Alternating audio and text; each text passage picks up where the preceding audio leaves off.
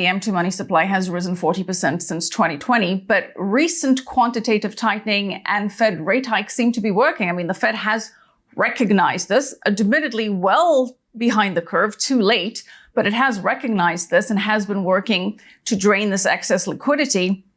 And in fact, M2 has gone down from a peak of 21.7 trillion in March of 2022 to 21.2 trillion in December. Okay, perhaps not enough, but the trend is there. We also know that the Fed has been reducing its balance sheet. So assuming that this trend continues, wouldn't you expect there to be less inflation if the Fed does remain dedicated to bringing inflation down? And Powell, if we are to take him at his word, which is a whole other matter, but he has said that the Fed will keep at it until the job is done.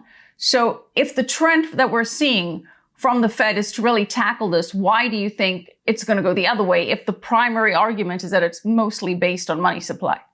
So you just mentioned the reduction over the last few months, about $0.5 trillion, a little less than that. Keep in mind, the increase was $14 trillion, 14 trillion. They do not have the ability to substantially, significantly reduce it much further. Can they keep chipping away at it? Possibly. You also mentioned the Fed's balance sheet.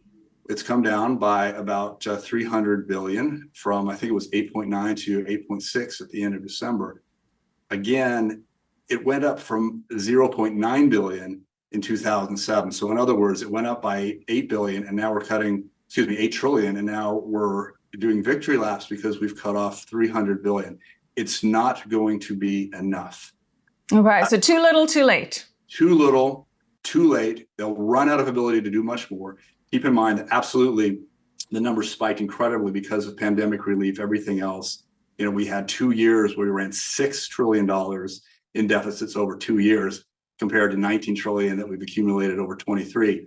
So of course there was going to be some slackening, some tightening. It's not going to be enough. The other point you mentioned, and I do believe obviously the Fed is taking action. We've seen the steps that they've taken to what was it, 8 step ups in the inflation rate. So the Fed is now targeting somewhere between 4.5, 4.75. The market has the terminal rate at 5.3 right now. By July, the language remains hawkish.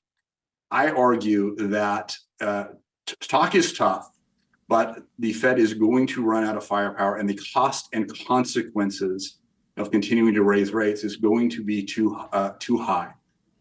In other words, this always becomes a trade-off ultimately between tamping down on inflation, slaying the inflationary dragon, and allowing recession and unemployment to rise.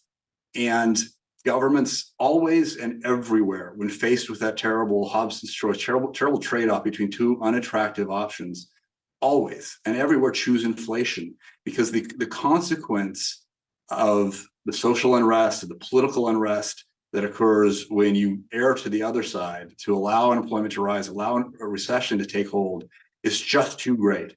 The government, therefore, has multiple motivations. One, it's the lesser of two evils, but secondly, of course, as the government is the biggest debtor in the economy, it benefits from inflation. You know this, but I'm just to reiterate, inflation is a tax. It's a hidden tax. It doesn't destroy wealth. It just moves it from one pocket to the other. It moves it to the pocket of governments ultimately and out of citizens. So you will hear everything but this being said, but the real motivation will be to allow inflation to run as an alternative to recession and rising unemployment.